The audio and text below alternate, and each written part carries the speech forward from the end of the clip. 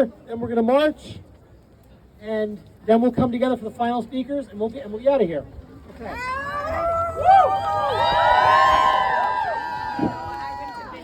Hey everybody, can you hear me? Whoops. All right, we're going to try and do this. First off, I want to see, can you hear me in the back all the way out there? Hell yeah! Can you hear me all the way over there? Hell yeah! Okay, my name's Michelle Higgs. In 2024, I ran for the first time for House District 60, covering parts of Monroe, Morgan, and Johnson counties. My opponent has repeatedly tried to ban abortion with no exceptions. However, I quickly discovered that our gerrymandered rural and small-town communities were getting left out of the conversation. So I founded the Indiana Rural Summit, which last year organized 12 House candidates across 30 counties in southern Indiana. We formed a coalition that brings gerrymandered districts like mine together to give rural and small-town voters a voice. In this moment, when we are hearing daily of budget cuts and program cancellations, many targeting our most vulnerable family, friends, and neighbors, I am concerned. I'm that sandwich generation. Let's hear it for Gen X. Any Gen X out there? I have to ask, what will it mean for my parents on fixed income? What will it mean for my extended family members who rely on Medicaid and SNAP benefits to offset what their low-wage jobs can't provide? What will it mean for me and my family who rely on the marketplace for access to health care? What will it mean for my daughter trying to finish an advanced college degree whose free speech and reproductive rights have already been taken away? What will it mean for my two youngest attending public schools, one who has a 504 plan? I am deeply impacted by these decisions made at both the federal and state levels. And yes, I want my property taxes reduced, but not at the expense of the resources provided by my city and county governments. I am mad. Are you? But folks, that won't change anything. The other day I came across a TED Talk called The Success of Nonviolent Civil Resistance by Erica Chenoweth, a political scientist from Harvard University. She describes how she came to understand this transformative power of nonviolent movements. I found her discussion deeply encouraging as our daily news cycles become increasingly violent in tone and nature. So much of the frenetic energy around me feels like it is coming from a profoundly anxious place, like our bodies know the moment we are in, and we feel we must do something, be somewhere, affect change somehow.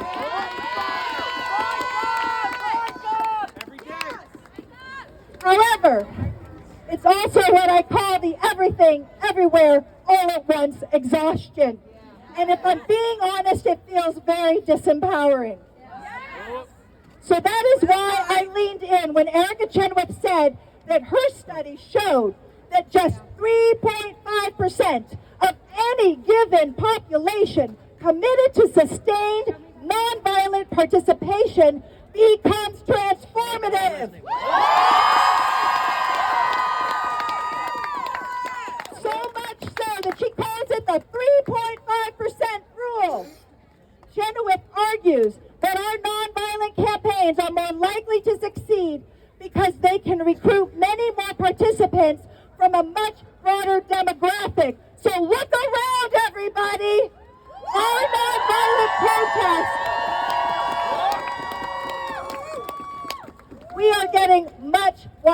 widespread support.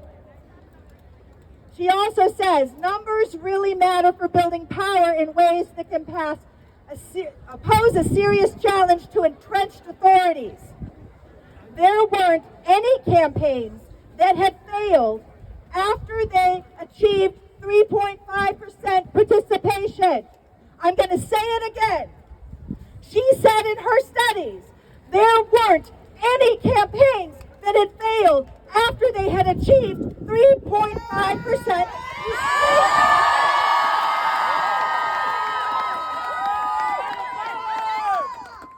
So what I'm learning is numbers really matter. Each time we gather in nonviolent resistance, we bring more people with us. But what does 3.5% mean for you and me? How about what it means for the over 1,378 marchers that were here today? When you go home, research how many adults live in your town, how many live in your county. Calculate your 3.5%. For me, I looked at Monroe County, and I saw that it was 4,118 individuals. That means 412 people bringing 10 people each. I looked at Morgan County, part of my district, and they only needed 1,920 people to mobilize. That's 192 people bringing 10 people each. So I've got to ask, who are your 10 people? Here's where you can get them from.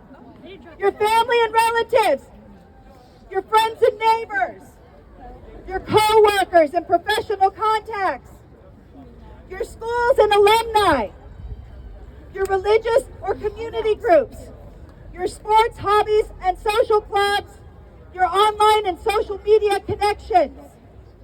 Organizing just 2 people from each of these 7 categories gives you 14 people. Y'all are already there.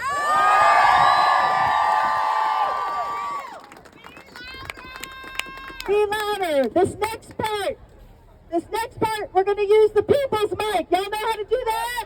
All right, mic check. Mic check. We can do this. Mahatma Gandhi once said, whatever is done for me, but not done with me, is done to me. How many of you feel like what is happening for you is actually being done to you? Let's take our power back.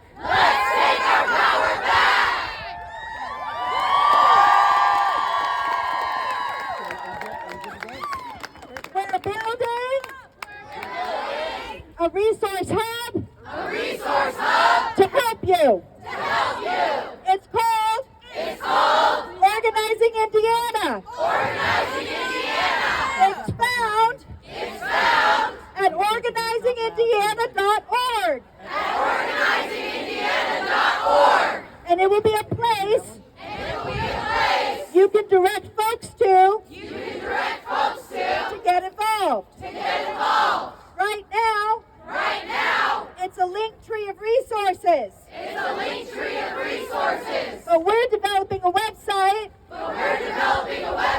and an ecosystem to connect folks to the organizations and one another to build people power. Why does this matter? Because we need to build people power to recruit candidates like me and Jackson for elected office up and down the ballot and change policy in Indiana.